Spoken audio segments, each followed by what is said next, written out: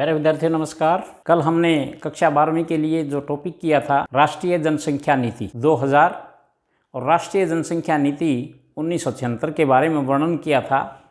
आज इसी अध्याय में हमारा जो अगला टॉपिक है वो है ग्रामीण समाज किसे कहते हैं और ग्रामीण समाज की कौन कौन सी विशेषताएं हैं और ग्रामीण समाज का किस प्रकार से विकास हुआ।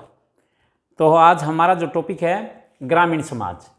यदि हम जीवन पद्धति या जनांकीकी कारणों के आधार पर भारतीय समाज को बांटते हैं या बांट करके देखते हैं तो इसे 3 भागों में विभाजित किया गया है। ग्रामीण समाज या ग्रामीण समुदाय, और दूसरा है नगरीय समुदाय या नगरीय समाज, और तीसरा हमारा जनजातीय समाज। यानी कि 3 भागों में इसे विभाजित किया गया है भारतीय समाज को। पहला जो है ग्रामीण समाज, जहाँ पर ग्रामीण समाज किसे कहते हैं आगे इसका हम वर्णन करेंगे। ग्रामीण समुदाय या ग्रामीण समाज जहाँ पर प्राथमिक संबंधी पाए जाते हो, कृषि का मुख्य व्यवसाय पाया जाता हो, अधिकांश लोग कृषि व्यवसाय से प्रत्यक्ष व अप्रत्यक्ष रूप से जुड़े हों और प्रकृति के साथ घनिष्ठता का संबंध पाया जाता हो, ऐसी विशेषता जहाँ पर पाई जाती है वो ग्रामीण समुदाय कहलाता है।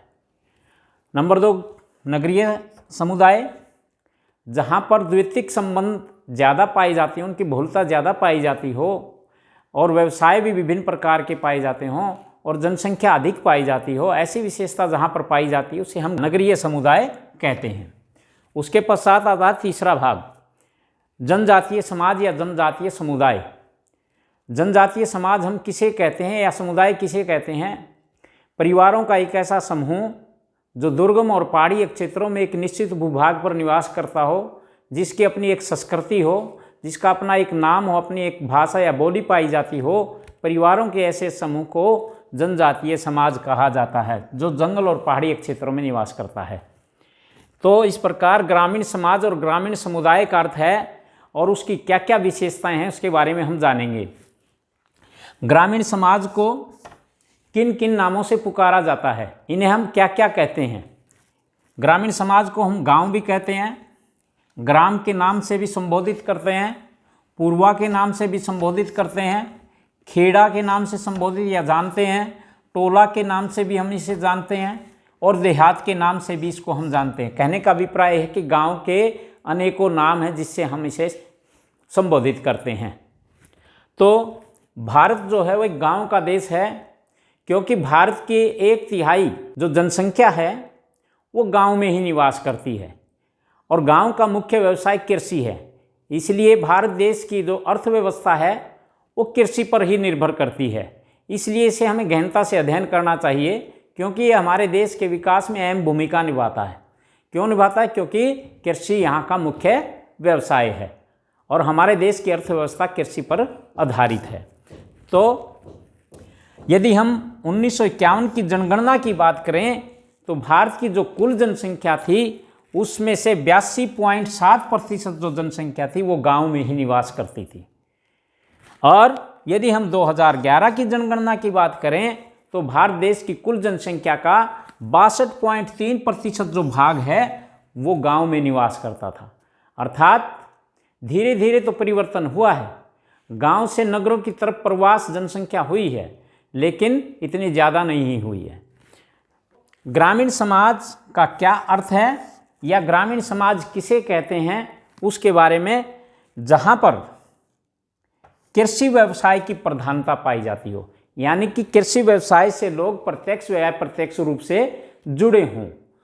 कृषि व्यवसाय अधिक लोग वहाँ पर करते हैं, अर्थात कृषि का कार्य अधिक लोग वहाँ पर करते हैं, कृषि व्यवसाय की प्रधानता पाई जाती हो। प्राथमिक संबंधों की बहुलता हो, यानी कि घनिष्ठ लोगों के आपस में घनिष्ठ संबंध पाए जाते हैं, प्रत्यक्ष रूप से संबंध पाए जाते हैं, एक दूसरे को वो जानते हैं, इसलिए प्राथमिक संबंधों की बहुलता गांव में पाई जाती है। उसके पश्चात कम जनसंख्या, नगरों में जनसंख्या अधिक पाई जाती है लेकिन गांव में जनसंख्या घनत्व बहुत कम पाया जाता है, 1 वर्ग किलोमीटर में कम लोग रहते हैं। प्रकृति से निकटता पाई जाती है और गतिशीलता का अभाव पाया जाता है और इस प्रकार सामाजिक एकरूपता जहाँ पर पाई जाती है, ऐसी विशेषता जहाँ पर पाई जाती हों तो उसे हम ग्रामीण समुदाय कहते हैं। लेकिन ग्रामीण समुदाय का विकास हुआ कैसे?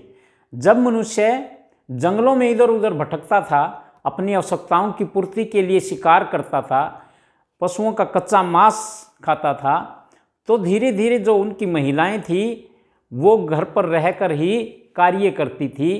और जब वो महिलाएं खेती का कार्य करना उन्होंने प्रारंभ किया, स्थायी रूप से अपना मकान या झोपड़ियाँ उन्होंने बना ली, तो धीरे धीरे गांव का विकास होना प्रारंभ हो गया। तो इस प्रकार गांव का विकास हुआ। अब हम करेंगे ग्रामीण समाज की कौन कौन सी विशेषताएं हैं। सबसे पहली जो विशेषता हमने पहले भी परिभाषा में बताया है कि ग्रामीण समाज जो है वहाँ पर कृषि का मुख्य व्यवसाय पाया जाता है, यानी कि खेती बाड़ी का मुख्य व्यवसाय पाया जाता है। यानी कि गांव के 75% से अधिक लोग कृषि व्यवसाय के साथ जुड़े होते हैं, चाहे वो प्रत्यक्ष रूप से जुड़े हों चाहे वो अप्रत्यक्ष रूप से जुड़े हों।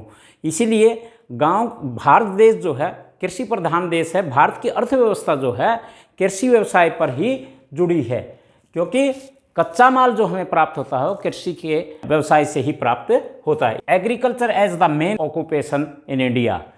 नंबर 2, प्राथमिक संबंध। ग्रामीण समाज में प्राथमिक संबंधों की बहुलता पाई जाती है। प्राथमिक संबंध यानी कि प्रत्यक्ष संबंध, आमने सामने के संबंध या घनिष्ठता के संबंध, घनिष्ठ संबंधों की बहुलता पाई जाती है, यानी कि अधिकता पाई जाती है। Importance of the primary relations. उसके बाद तीसरी जो विशेषता है ग्रामीण समाज की वो है संयुक्त परिवार अर्थात ज्वाइंट फैमिली। संयुक्त परिवार हम किसे कहते हैं? यह ग्रामीण समाज की एक मुख्य विशेषता है।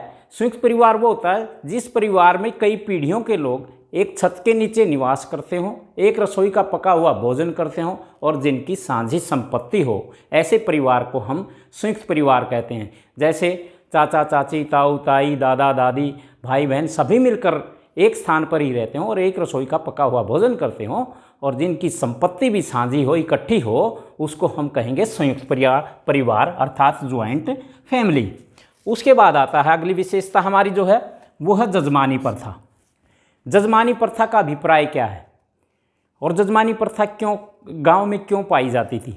देखो, प्रत्येक जाति के अपने परंपरागत पेशे पाए जाते थे, व्यवसाय पाए जाते थे। उन व्यवसायों के आधार पर एक जाति दूसरी जाति के सदस्यों की सहायता करता था।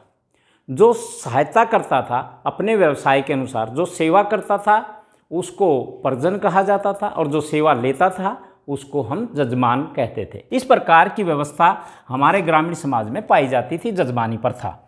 सरल और सादा जीवन।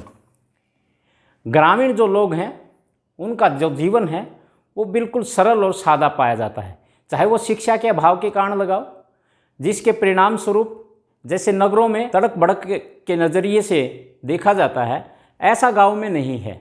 वो अशिक्षा के प्रभाव के कारण उनमें कोई छल कपट भी नहीं होता, अंधविश्वास ज़्यादा करते हैं। इस प्रकार ग्रामीण समुदाय के जो लोग हैं उनमें उनका जो जीवन है वो बिल्कुल ही सरल और सादा पाया जाता है। उनकी जो आवश्यकताएं हैं बहुत ही सीमित पाई जाती हैं। इसलिए ग्रामीण समाज की जो विशेषता है सिंपल लिविंग, ये भी महत्वपूर्ण विशेषता मानी जाती है।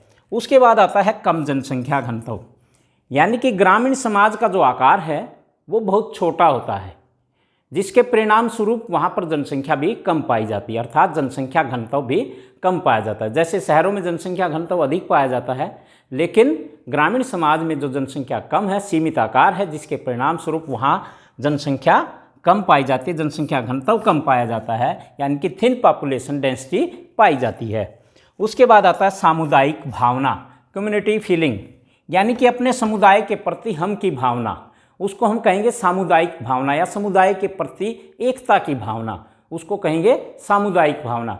प्रत्येक व्यक्ति अपने समूह के लिए कुछ न कुछ करता रहता है, उसमें हम की भावना पाई जाती है और अपने समुदाय के विरुद्ध कोई भी कार्य नहीं करता, उसकी भलाई के लिए ही कार्य करता है। इस प्रकार ग्रामीण समुदाय के जो लोग हैं उनमें सामुदायिक भावना या हम की भावना या एकता की भावना बहुत ज़्यादा देखने को मिलती है।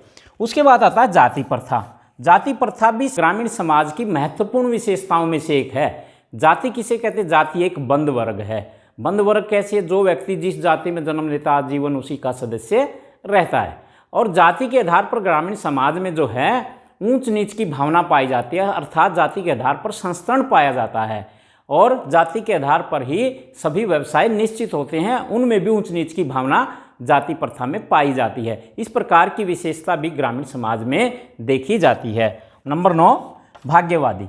गांव के लोग जो होते हैं वो भाग्यवादी होते हैं, भाग्य पर ज़्यादा भरोसा करते हैं। क्यों करते हैं? वो समझते हैं कि हमारे भाग्य में जो लिखा है हमें वही प्राप्त होगा।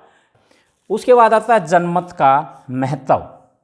गांव में जनमत का अधिक महत्व है, यानी कि गांव में जो जातीय पंचायत या ग्राम पंचायत होती है वहाँ पर पंच को परमेश्वर माना जाता है। एक समूह जब निर्णय ले लेता है, अर्थात अधिक संख्या में बैठकर जो लोग निर्णय ले लेते हैं, वो निर्णय सभी को मानना होता है। यदि वो उस निर्णय का विरोध करते हैं तो जातीय पंचायत या ग्राम पंचायत उसको दंडित करती है। इसलिए गांव में जो है जनमत का अधिक महत्व पाया जाता है। उससे आगे वाली विशेषता जो है धर्म, प्रथा और रूढ़ियों का महत्व।